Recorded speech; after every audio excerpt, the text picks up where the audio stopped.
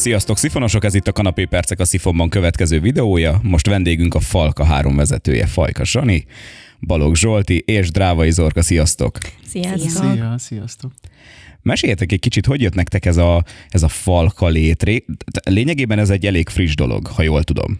Igen, ugye? így van. És előtte Bisről beszélhetünk. Mi az, ami indokolta ezt a váltást most? Most hirtelen így belecsapunk a közepébe, de szerintem ez egy lényeges kérdés, hogy most a ti életetekben ez most hogy jelenik meg? Ugye a Bihari Ifjúsági Stúdió, de ezt lehet, hogy az előző Kanapé Perces videókban már beszéltük, ugye ez egy alapítványhoz tartozott, ami a Bonyban működött. Igazából papíron nem feltétlenül jelent meg maga a Bihari Ifjúsági Stúdió, úgy nem voltunk ténylegesen meg, tehát hogy ez nem volt egy leírt dolog, hogy mi létezünk. Nagyon sok mindent csináltunk ez alatt a név alatt, az emberek ismertek ez alatt a név alatt, aminek nagyon örültünk, viszont szerettünk volna egy kicsit a saját lábunkra állni, és így a saját magunk uraként dolgozni. És ezért egy már meglévő egyesületet, ami ismerősök által került közel hozzánk, azt kaptuk meg igazából mi, és alakítottuk át most már lassan ugye saját profilunkra, és így alakult meg a Falka, ami ugye a Fiatalok Alkotói Közössége Abonyban rövidítése, és most már ez alatt szeretnénk ugyanazt a munkát igazából folytatni, mint amit a stúdió alatt igazából. Milyen feladatok tartoznak hozzátok Falkán belül? Így mondtam, hogy 3 vezetője, miben különbözik a ti munkátok, vagy esetleg azonos-e? Én vagyok az, aki a csapatban a zenei dolgokért felelős, én vagyok a zenei koordinátora, korrepetitora a társaságnak. Én pedig gyakorlatilag azt a feladatot látom el, hogy úgy fogom össze a csapatot, mint egy rendező, illetve mint egy segítő kvázi, hogy is kell karaktereket, hogyan kell bizonyos dramaturgiai elemeket beépíteni az előadásba. De természetesen én úgy gondolom, hogy itt nem áll meg semmelyikünk munkája, hiszen Zorka, hát hogyha akkor elmondom. Igen, ugye én a koreográfusként dolgozok, de majd akkor Zsolti most az egy cséget is elmondja, hogy működik. Igen, szóval, hogy így külön-külön megvannak a feladataink, de ami meg mindannyiunknak a feladata, ugye a toborzás folyamatosan, hogy azok az emberek, akik tőlünk elmennek, hiszen az élet máshova sodorja őket, helyettük új embereink legyenek, új tagjaink, akikkel tudjuk folytatni tovább a munkát, illetve ezen kívül az utóbbi időben vettük azt észre, főleg mióta elkezdtünk egy kicsit önállóbban Falkaként működni, hogy rengeteg mögöttes szervezés szükséges azért, hogy egy fellépés, vagy akár egy előadás, egy nagyobb nívós előadás, mint például ami most lesz nyáron, meg tudjon valósulni. Nagyon sok papírmunkával jár, amit nagyon nagy szerencsémre a lányok leveszik a legtöbbet a hátamról, úgyhogy ebben nagy szerencsém van, de nyilván ettől függetlenül mindannyiunk, én úgy gondolom, hogy kiveszi a részét ebből a dologból, és ez így tud jól működni, hiszen gyakorlatilag mióta elkezdtük így a 3-as munkát, 3-an együtt, azóta van is egy ilyen mondás köztünk, hogy oszd meg és uralkodj, ez így nagyon jól tud működni. Így van. Ti honnan ismeritek egymást? Titeket a BIS hozott össze, vagy már régebb óta ismeritek egymást? Hát igazából Zsoltival a BIS, mert korábban játszottunk, ugye, ahogy Zorka említette, ez egy alapítvány tulajdonképpen, a helyi zeneiskolának az alapítványa, és ez alatt működött egy Bihari Színkör nevű társulat. Zsoltival itt találkoztunk, itt játszottunk mi korábban, viszont Zozival picit korábbra nyúlik vissza, hiszen általános iskolás osztálytársak voltunk, és azóta tartjuk a kapcsolatot, és de amúgy mondhatjuk azt, hogy újra a Színkör hozott össze bennünket, igen. És ez szerintem kicsit ilyen sorszerű is volt, de Zsoltival én is egyébként a Színkörben találkoztam, szóval maga ez a színészet, illetve a művészi vonal hozott bennünket újra, illetve össze. Igen. Maga a falka. Hogy tudnátok elmondani, hogy mi maga a falka? Nem a nevem, a Fiatalok Alkotói Közössége Abony, hanem milyen feladatot lát el, milyen helyeken találhatóak, vagytok megtalálhatóak. Ahogy az előbb mondtad, vannak fellépések, vannak azért nagy előadásaitok. Mi maga a falka? Szerintem a falka, ahogy ugye a neve is jellemzi tulajdonképpen, nagyon-nagyon jellemző a mi csapatunkra, mert alapból a tagjaink elég régóta ismerik egymást, ugye nem csak mi Zsoltival, hanem a tagoknak a nagy része, akik most már tényleg évek óta működnek itt ebben a kis csapatban. Ők is játszottak régebben ugye a Bihari Színkörben, és nem csak egy színi társulat vagyunk, hanem egy nagyon-nagyon összetartó, szoros baráti közösség is tulajdonképpen. Úgyhogy szerintem ez a falka, ez egy nagyon-nagyon találó név így. Én is úgy érzem, hogy leginkább a Grande Familia jelző az alkalmas ránk, hiszen nagyon sok közös programot szoktunk szervezni az utóbbi időben, ez mondjuk elmaradt, de tavaly is, amik lent voltunk például a Balatonon együtt, volt egy közös párnapunk, és igyekszünk szervezni olyan csapatépítő programokat, amikkel össze tudunk kovácsolódni, és még jobb munkát tudunk ezáltal belefektetni ebbe az egész Igen, mindezek mellett szerintem, tehát hogy ezekre nagyon nagy szükség van, de egyébként szerintem a munka alatt, tehát amit együtt dolgozunk, amikor egy próbaidőszak van, egy hosszabb próbaidőszak, az is akkor mindig valahogy sokkal szorosabb lesz a csapatnak a kapcsolata, amikor ugye hosszú távon, heteken keresztül majdnem naponta találkozunk.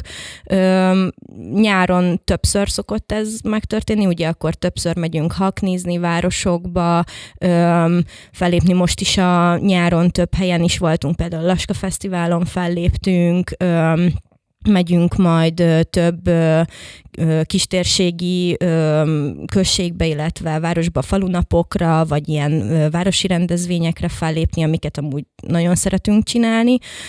És hát ugye a nagy előadás, ami most majd augusztus 20-án lesz, az biztos, hogy megint egy nagy csapat összekovácsoló akció lesz, mert most fogjuk elkezdeni ténylegesen a munkafolyamatokat, és hát ez a 2 hónap, ez egy kemény menet lesz, amiben a csapat az nagyon, nagyon szoros kapcsolatot fog, és akkor emellett, amit ugye a többiek mondtak, azért jó a kikapcsolódás, és a csapatépítés, ez mindig szükséges.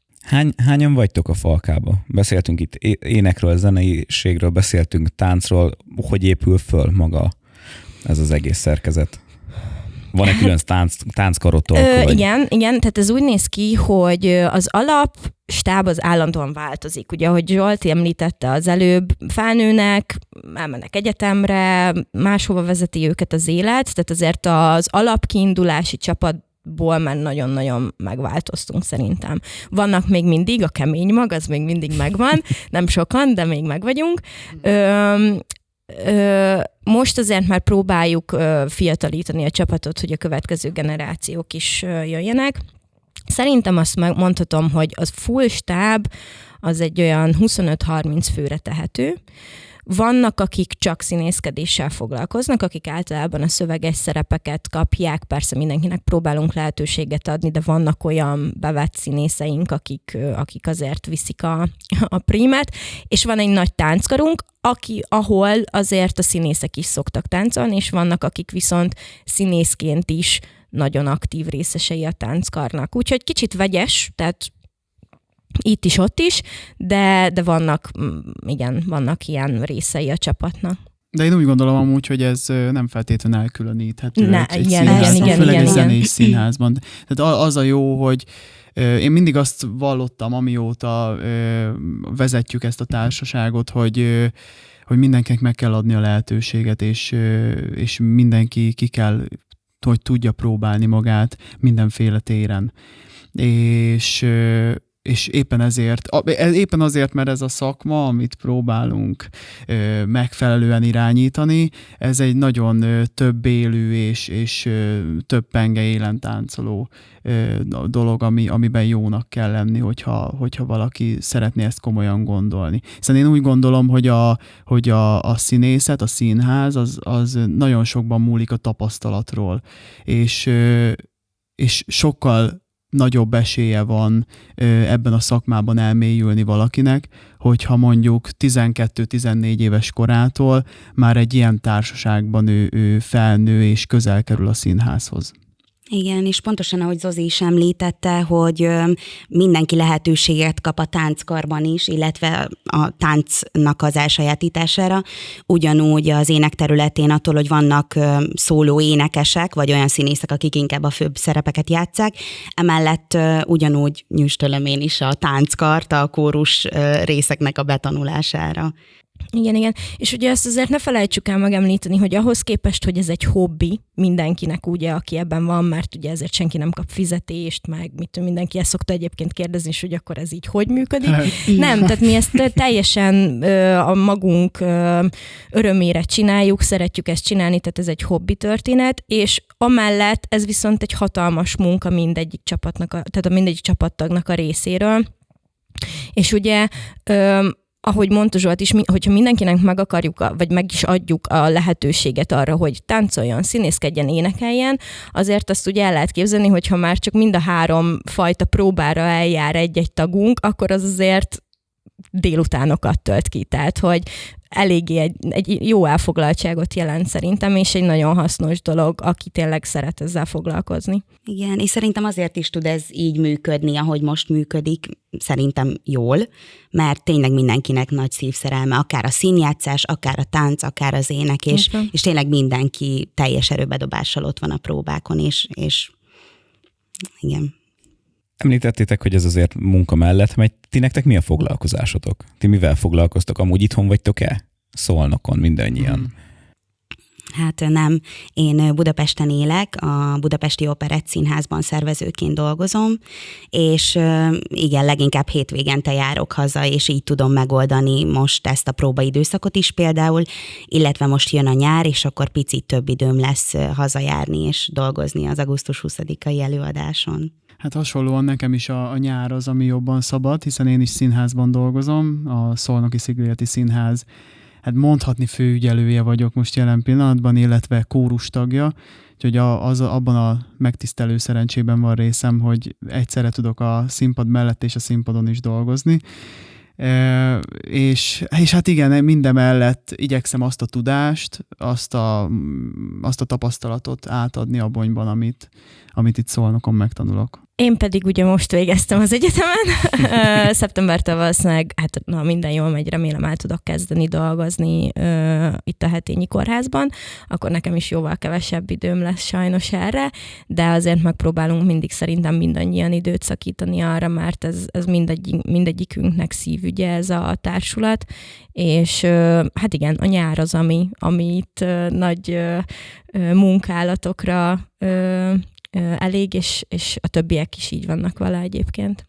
Hát itt a következő kérdésem az összeegyeztethetőség lett volna, de így, ahogy nézem, ez azért egy eléggé bonyolult téma lenne. Itt ki Szolnokon, ki Pesten, ki színházban, ki most végzett orvostan hallgató, hát azért eléggé összetett a banda.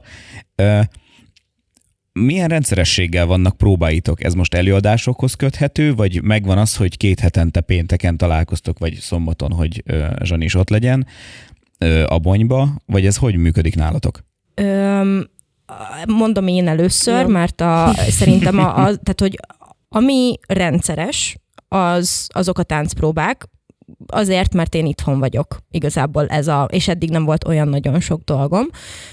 Az egyetem mellett ezt meg tudtam csinálni, hogy ahogy mondtad, péntekenként és szombatonként a Bonyban táncórákat szoktam tartani, az általában az egész évben, persze, amikor olyan van, akkor nem feltétlenül tudom én sem megtartani, de ezek a rendszeres dolgok, és akkor a többieknek ezzel átadom a szót, hogy a többi az hogy működik. Jó, rendben. Tehát így van, ahogy Zorka is említette, a táncpróbák a rendszeresek, és leginkább, ahogy ezt korábban is említettük, akkor kovácsolódik jobban össze a csapat, meg akkor van inkább idő a próbákra, amikor készülünk egy ilyen nagyobb vagy kisebb produkcióra, és akkor viszont akár az énekpróbák, akár a rendelkezés, vagy bármi, ugye, ami az előadás összeállításához szükséges, azok azért heti több alkalommal és heti rendszerességgel vannak, és egyre sűrűsödnek, ahogy ugye közelítünk a bemutató felé. Hát igen, azt szoktam mondani, hogy amit a heteken keresztül el szoktunk mondjuk mulasztani színészmesterséggel kapcsolatos órákat, azt akkor szoktam bepótolni, amikor hosszú napokon keresztül, 12 órán keresztül dolgozunk egy előadással. Nagy dózisban. Szóval olyankor mindenki visszakapja. Hát illetve az összerázós 2 hét, amiről mindig szoktam beszélni, amikor 2 héttel a bemutató előtt vagyunk, ha már így az összeegyeztethetőség is szóba került. Általában mindig arról szólnak a próbák, hogy kinek a helyére kéne beugrani, és hogy most olvasd már be őt, mert igen, most ő dolgozni van, de majd lesz amúgy az előadásban. Tehát, hogy igen, ilyen az összeegyeztetőség az azért egy nagyon nagy faktor, de általában nagyon, nagyon jó azt látni, amikor beleérkezünk a főpróbahétbe, és hogy mindenki fókuszálva, gyere már, mutasd már meg még azt a mozdulatot, mert az akkor hogy is van, még ezt a koreót ismételjük már át, mert senki nem akar úgy felmenni a színpadra, igen, hogy bizony bármelyikünk is 3 közül azt mondja, hogy te nem fogsz felmenni, mert nem tudod.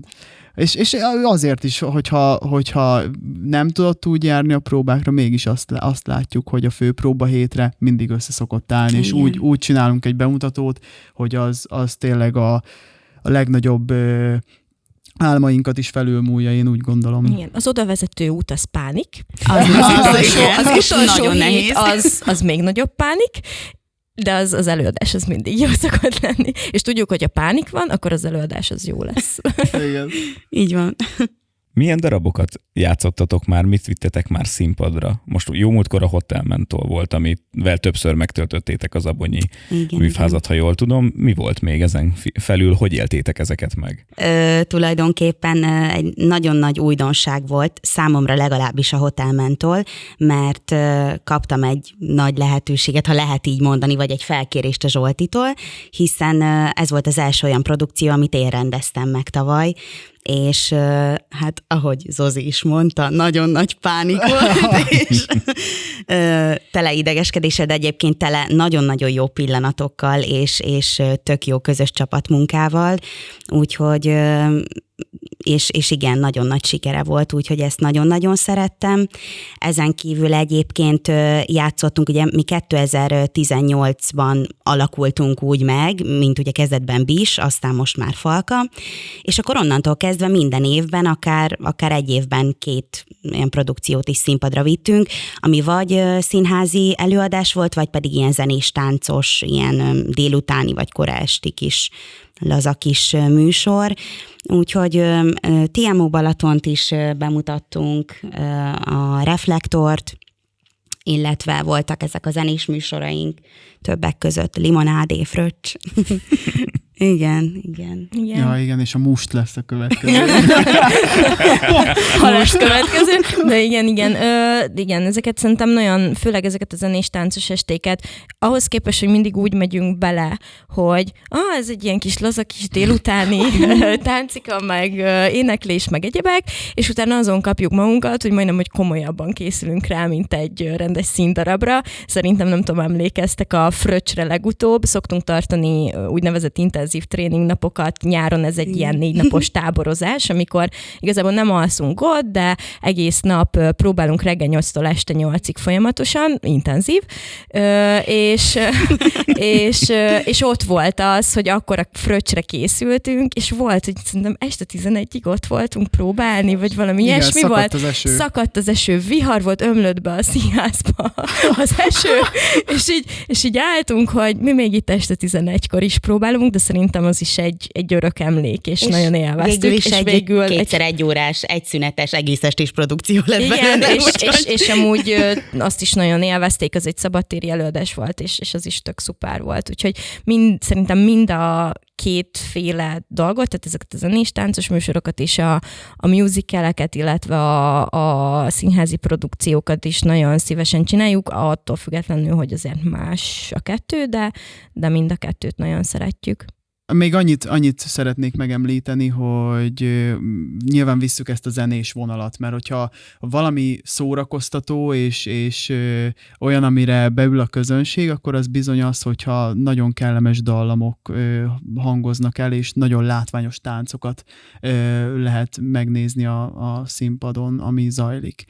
Viszont mindamellett elindítottunk egy olyan vonalat is az utóbbi évben, vagy évadban, hogyha ilyen színháziasan szeretnék fogalmazni, hogy bizony nem feltétlen zenés színdarabokat, hanem sokkal jobban inkább olyan lelki érzelmes világot megjelenítő darabokat játszani, vagy éppen olyan komédiát, olyan családi drámát, ami nem feltétlen zenével mutatja meg az adott szituációt, viszont lehet fejlődni prózában sokkal jobban azokban az előadásokban. Igen, és akkor ilyen volt ugye a karanténunk. Ilyen volt a karantén, igen, amit Kis Judit Ágnes írt. Igen, azt tavaly ősszel adtuk igen. elő, ugye? Igen. Ami egy családi történet gyakorlatilag egy karanténról, és hát milyen jól is ábrázolja az utóbbi 2 évünket. Illetve tavaly, vagy az már idén volt? Az idén volt. Hoppá, egy kicsit elvesztem a téridőben. Szóval idén bemutattuk a Katarzis című előadásunkat, amit pedig Légrádi Lili állított össze versekből és prózákból, amiket ő szedegetett össze és felhúzta egy történetszálra, és én úgy gondolom, hogy egy fantasztikus előadás lett belőle, és biztos vagyok benne, hogy még játszani fogjuk, úgyhogy nagyon érdemes, én úgy gondolom, megnézni, akár a szifonosoknak is. Remélem ezt mindenki hallotta, megpróbálunk eljutni mindannyian, ahányan csak tudunk. Van-e olyan, ami legközelebb áll hozzátok, olyan darab, olyan előadás, vagy egy egyszerű hakni, ami tényleg egy olyan élmény számotokra, ami mindig megmarad, és azt mindig őrizni fogjátok? Lehetőleg olyanokat, amiket így elbír a kamera. Te be most jobban lekérdeztél? De szerintem egyébként mindegyiknek megvan a maga varázsa, vagy mindegyikhez fűződik valami olyan vicces sztori, vagy bármi olyan dolog, ami olyan szép emlékként marad meg. Most így nem tudnék én kiemelni. Én igen, amúgy. Igen, de csak egy dolog miatt, és az a Reflektor, és csak is azért, mert szerintem az volt a legelső olyan komoly társulati megnyilvánulásunk, ugye darabunk, amire tényleg azt mondom, hogy abban vért izzadtunk, tényleg nagyon sokat dolgoztunk vele, és egy olyan hihetetlenül jó darab kerekedett ki belőle, amit szerintem így az örök életig emlegetni fogunk. Nekem csak ezért, de amúgy én is egyetértek Zsanival, hogy mindegyiknek megvan azok a tényleg, főleg ugye Tiamo Balatonnál vicces sztorik, tehát hogy mindegyiknél megvan egy olyan vonal, ami felejthetetlen. Igen, úgy egyetértek a Reflektorral azért, mert semmelyikünk nem tudta, hogy mit kell, hogy mit csinálunk, hogy mit csinálunk igen, egyáltalán. Elkezdtük, és én is tök őszintén fogalmam nem volt. Láttam rendezőket dolgozni nyilván a színházban, hogy tudtam, hogy mi az a rendelkező próba, meg hogy nagyjából úgy mit kéne csinálni. De amikor ott van az ember, és akkor most tényleg csináljunk meg egy darabot, mert miért ne, akkor aztán, húha, ja, oszd be úgy az időt, hogy az elkészüljön tényleg a bemutatóra, és akkor még a tagjaink is nagyon sokan nem hitték el magukról, hogy ők egyáltalán képesek egy ilyen karaktert megformálni a színpadon, és ebben hát Nekem én most egy ember eszembe jutott, akit most ki fogok emelni, és biztos, hogy azt fogja mondani, hogy hát én most megszégyenítem a kamerák előtt, de bizony Fekete Fanni. Így van. Fekete Fanni nevezetű hölgyünk, aki bejött még annó, amikor ez a társulat összeállt, és bejött úgy, hogy a lány 2 nem tudott lépni meg jobbra meg balra. Ezt tanúsíthatom, mert nekem kellett vele dolgozni.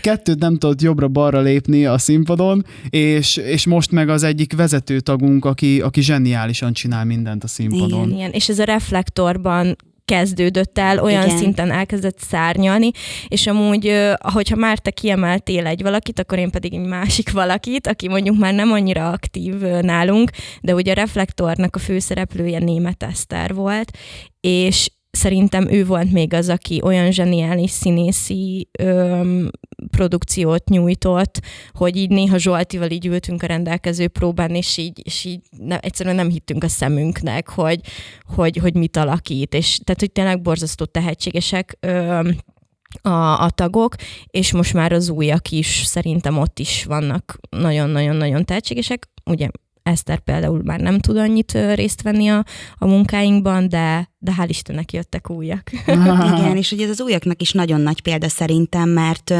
én számomra például nagyon nagy öröm, hogy akik jönnek újonnan hozzánk, annyira érdeklődők, hogy nem csak a próbákra járnak, hanem mindig elkérik a régi előadásainknak a felvételeit, és mindig megnézik, és szerintem ez nagyon nagy segítséget tud nekik is nyújtani abban, hogy hová tudnak még fejlődni és még jobban. Hát látják, hogy honnan indultunk a Reflektorból. Most például a díszlet jutott eszembe, hogy a Reflektor díszlet volt 2 dobogónk, és most meg egy 80 négyzetméteres szabad színpadra tervezünk egy hatalmas díszletet. Tehát, hogy a 2-nek, hogy honnan jutottunk hova, a Reflektor volt a kiinduló pontunk. Igen. Én azért gondoltam ezt a darabot. Mennyi idő egy nagy darabnak az elejétől az előadásig? Most említettétek a rendelkező próbát, amiről fogalmam nincs, hogy mit jelent. Milyen próbákat tartalmaz ez az időszak, és mennyi idő nagyjából? Hát most már úgy gondolom, hogy... Így több előadás után már látjátok. Mondhatom most így az idei produkciónk előtt, hogy nagyjából, legalábbis az én fejemben, de szerintem mind a ketten meg fogtok erősíteni, hogy összeállt egy olyan munkafolyamat, amit most már úgy alkalmazni szoktunk az előadásokra. Úgy szokott történni, hogy általában Zorka és Zsani, hogyha zenés előadást csinálunk, ők elkezdik betanítani a dalokat, illetve a koreográfiákat, és amikor ezeknek van egy időpontja. Nyilván, hogyha van egy célunk, akkor érdemes mindig időponthoz kötni. Ennek általában van egy határideje, hogy mikorra kéne, legalább, hogy kellemes megismerkedésben legyenek a koreográfiával és a zenei anyaggal, és akkor ez az időpont, amikor én elkezdem gyakorlatilag a rendelkezést, ami gyakorlatilag olyan próbát tartalmaz, hogy végig megyünk úgy az előadáson, hogy megbeszéljük azt, vagy éppen, hogyha színházias akarok lenni, akkor rendező megmondja azt, hogy te onnan jössz be, ezt csinálod, ezt kéne, itt ez a történet, megbeszéljük, hogy mi történik, és gyakorlatilag tudják azt, hogy minek kell történnie a színpadon. És utána elkezdjük hozzá csatolni az érzéseket, letesszük a szövegkönyvet, mert kellemes megismerkedésbe kerültünk a szöveggel is, és akkor utána, hogyha megvan érzelmileg is fel van építve az előadás, illetve közben nyilván megy a koreográfiáknak a folyamatos tanulása, ismétlése, illetve a dalokról is ugyanezt tudom elmondani, illetve technikailag is, énektechnikailag is, hogyha valamit kivitelezni kell, mert nem úgy működik, akkor külön foglalkozva van azzal az adott illetővel. És utána elérkezünk gyakorlatilag az összpróbákhoz, ahol már az a lényeg, hogy folyamatában, akár változásokkal, hogyha változik valami a színpadon, hogy lássuk azt, hogy mi után következik, és gyakorlatilag onnantól kezdve tolni kell az előadást folyamatosan. A főpróba héten gyakorlatilag már nem kéne, hogy olyan hátráltatás legyen, ami miatt meg kell állni, hanem ott már az lenne a lényeg, hogy folyamatosan egybe tudjunk próbálni, ahogy aztán le fog menni az előadás is.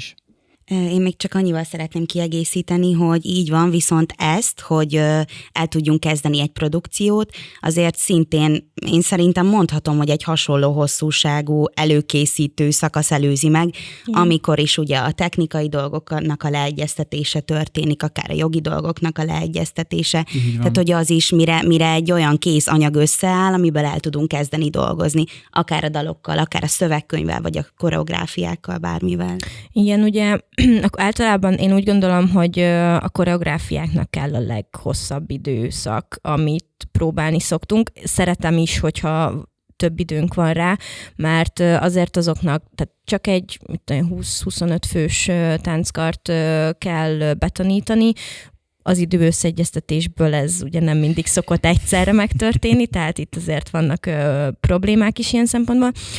Hogyha úgy végig gondolom, a rendelkező időszak, amiről Zsolti beszélt, az körülbelül egy ilyen 2 hónap szokott kb. Lenni, 1,5-2. Az előtte lévő időszak, ami ugye a plusz koreó, a technikai történetek, egyébek, az meg körülbelül még 2 hónap. Tehát, hogyha most én nagyon ki akarom élezni, akkor egy ilyen 3-4, inkább 4 hónap, amit tényleg erre szánunk. Most tartunk ott, hogy kezdődnek a rendelkező próbák a 20. műsorra, tehát ebből is lehet látni, hogy körülbelül ez a becslés, ez akkor így meg is állja a helyét. Hogy jönnek az ötletek?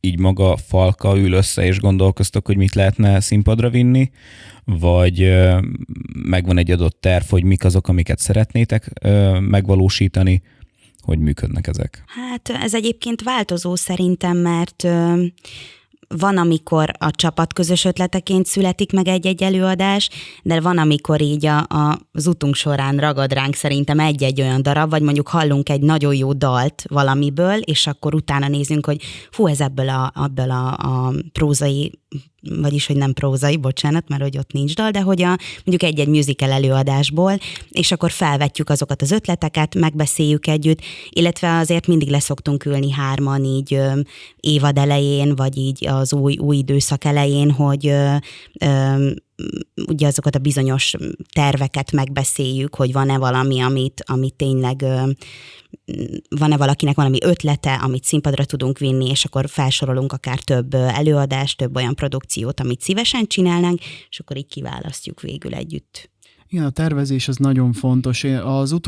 Az utóbbi években igyekeztünk azért egy évadtervet összeállítani. És ha el is térünk a tervtől, mert ez előfordulhat, hiszen nem, mint ahogy mondtuk, nem főállásban csináljuk ezt, bármi közbe jöhet. Ha el is térünk, akkor is legalább van mitől eltérni. Én úgy gondolom, hogy attól még a tervezés az nagyon-nagyon fontos.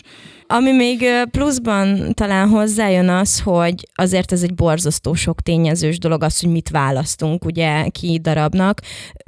Persze van, amit nagyon szeretnénk megcsinálni, de hogy a technika mögé, meg a lehetőségek, illetve a jogok, illetve a pénz, az azért mindig egy nagy kérdőjel, és ezek nagyon-nagyon meghatározóak a társulatnál. Mindig számításba kell vennünk ezeket, hogy mire van lehetőségünk. Igen, ugye, hogy mire van lehetőségünk, például a csapat összetételéből is adódik, és erre akartam kitérni az előbb, hogy nyilván, hogyha van éppen a társulatban 3 fiú és 25 lány, akkor nem fogunk egy Pál utcai fiúkat játszani. 2 pásztor, nemecsek, a többieket meg lányok játszanak. Igen. Igen, lehetne így. Végül is. Megoldottuk, jó. Köszönjük az Ásferi be ötletet. tud ugrani az egyik pásztor, hogyha nincs a színpadon. Szóval nyilván a csapat összetétel is nagyon Persze. hangsúlyos abban, hogy milyen darabra esik a választás. Mind dolgoztok éppen, most említettétek többször itt az augusztus 20-át, azon kívül van-e valami, ami most dolgoztok, és van-e kulisszatitkotok a következő évadról? Hát ami most dolgozunk, az augusztus 20-a, ez az Our Last Summer, most már akkor hivatalosan is menjen ki a címe, mert nem sokára úgy is mennek a plakátok. Ez a Mamma Mia című filmnek a története alapján egy új, kicsit újított sztori, abba számok lesznek benne. Szerintem egy nagyon élvezhető, nagyon pörgős nyári darabról fogunk beszélni. hát ez most leköti szerintem minden energiákat igen, pár abszolút. pillanat. Haknikra, ahogy ugye említettem az előbb, nyáron azokat el szoktuk vállalni, azok ilyen zenés táncos műsorok általában. Nagyjából ez ami az elkövetkezendő 2 hónapot összefoglalja. A jövő évadról tudunk valamit esetleg? Hát tervek vannak, de hogy még nem ültünk le szerintem így átbeszélni, hogy mik azok a fix pontok, amiket mondjuk meg is tudunk valósítani. Majd. Igen, szeretnénk egyébként, szerintem amit az idén csináltunk, az egy elég vállalható és jól kivitelezhető dolog, bár erről még szerintem így közösen 3-an nem biztos, hogy beszéltünk. Az idén azt csináltuk, hogy tavasszal volt egy kisebb darab, ugye ez a prózai darab, amit Zsolti említett, a Katarzis, illetve most nyáron ez egy nagy darab lesz, tehát azt szoktuk mondani, szabadtéren, nagy színpadon, hál' Istennek az önkormányzat támogatásával, amit tényleg nagyon, tehát enélkül nem tudnánk megcsinálni. Ez egy nagy darab lesz tényleg, tehát nagy társulati tánckarral, mindennel, és szerintem ez egy járható út, hogy igen, egy kisebb darab, egy nagyobb darab, és erre egyébként az önkormányzattól is kaptunk felkérést is a Bonyban, hogy évente egy ilyen nagy darabot, amiben ők támogatnak, azt szeretnének tőlünk szabadtérre, úgyhogy ezek várhatóak, remélem a jövőben is. Ha egy rendezvényre netántán keresnének titeket, hol találnak meg titeket szervezők, hogyha netántán hakni kéne valahova, mi az a felület, ahol titeket elérnek? Hát első körben a Facebook oldalunkon. Most, mivel ugye névváltás közben vagyunk, ezért szeretnénk majd a weboldalunkat is megújítani, úgyhogy egyelőre azt még nem mondom, de a Facebook oldalon, illetve Instagramon is fent vagyunk, és minden fontos kontaktot megtalálható. Ha egy fiatal szeretne hozzátok csatlakozni. Az elején említetted, Zsolti, meg így mondtátok 3-an is, hogy mindig az a lényeg, hogyha netántán valaki már kiesik az életből adódóan, akkor új tagok tudjanak hozzátok kapcsolódni. Ők hol találnak meg, és ők most múltkor volt egy casting, most itt erre is gondolok hirtelen. Milyen felületek vannak, ahol ti tudtok új embereket toborozni? Hát én úgy gondolom, ugyanezeken a közösségi oldalakon megtalálnak minket. Én azt szoktam mindenkinek mondani, aki akár az utcán, akár a közösségi oldalakon leszólít minket, hogy jöjjön el egy próbára, nézzen meg minket. Nálunk nem feltétlen van olyan hatalmas felvételi követelmény, hiszen a lehetőséget szeretnénk mindenkinek megadni. Azért szoktunk annyit kérni, én legalábbis mindenféleképpen erőltetni szoktam azt, hogy akár táncban, akár énekben, illetve prózában is hallgassuk meg az illetőt, mert lehet, hogy egy csiszolatlan gyémántot találunk, miközben, hogyha nem tesszük meg ezt, akkor lehet, hogy az önbizalom hiányából fakadóan például soha nem tudjuk meg, hogy egy csiszolatlan gyémánt. És mennyi ilyen volt. És mennyi ilyen van, igen. És van, igen. És sok szeretettel várunk bárkit. Igen, ez így van. Minden vendégünknek föl szoktuk tenni azt a kérdést, hogy mit üzenne a fiataloknak, az ifjúságnak. Itt nem tudom, egyesével van-e olyan gondolatotok, amit ti, vagy akár maga a Falka üzenne nekik? Hát igazából nekem most hirtelen az jutott eszembe, hogy ne féljetek az álmaitokat követni, és hogy azon az úton haladni és indulni, bármilyen hátráltató tényező is van, de hogy tartsatok ki, vagy tartsanak ki, és tényleg bármit el lehet érni, hogyha igazán hiszünk benne, és akarjuk. Zorka. Köszi, Salti, köszi. Gondolkodom, mert hasonlót akartam én is mondani, és ezért most gondolkodom a következő. Ez a Falka gondolat. Igen. Igen, akkor én kicsit így a Falka irányába közelítem meg, mert ugye az előző kanapépercekben előttem az egészségügyi történeteket, úgyhogy most akkor itt a Falkával. Én szerintem mindenképpen borzasztóan fontos, hogy az ember életében megjelenjen a művészet. Én egy reális, tehát egy reál tárgyakat szerető, tudományhoz fűződő embernek gondolom magam alapvetően, de mindig azt szoktam mondani, hogy például az orvosi egyetemet nem csináltam volna végig a Bihar Ifjúsági Stúdió, illetve a Falka nélkül. tehát a művészet az egy menekülő út lehet nagyon sok minden, de mindig szerintem a lelket gyógyítja. És hogyha az ember megtalálja benne magát, bárhol, most ez lehet szobrászat, festészet, éneklés, próza, tényleg bármi, akkor ez egy olyan kincs, amit nem szabad elengedni, és tök mindegy, hogy hobbiként, vagy munkaként, vagy hogy csinálja az ember, de az életnek annak szerintem a részévé, tehát hogy a része kell, hogy legyen. Úgyhogy én azt tanácsolom minden fiatalnak, hogy találjon egy művészetet, amit szeret csinálni, és ami meggyógyítja esetleg a lelkét. Szoktam volt hallani, hogy a színház arra jó, arra tökéletes, hogy olyan dolgokat csinálhatunk meg, vagy olyan dolgokat tehetünk meg, amit az életben sosem. Hát én ezt azért mondom azt, hogy egy balgaság, hogy ilyen szépen fogalmazzam meg, mert pont az a probléma, hogyha olyat akarunk megtenni az életben, vagy olyat akarunk megtenni a színházban, a színpadon, amit az életben nem merünk megtenni. Nyilván bizonyos keretek között.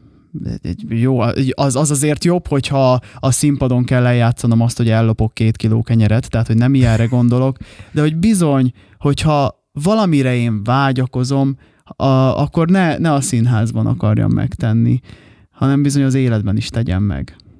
Én ezt tudnám üzenni. De lehet egy jó ugródeszka ahhoz, hogy aztán hogy az életben megmerjem tenni. Igen, és ezt nagyon mennyiszer szoktuk mondani a tagoknak is, hogy a színház az ugródeszka lehet ahhoz, hogy az életben hogy működjön. Hát én úgy gondolom, hogy minden fiatal szép gondolatokkal fog tőletek itt távozni. Én sok sikert, kitartást kívánok az elkövetkezendő időszakhoz, a további évadokhoz, és kitartást így a Falka életben.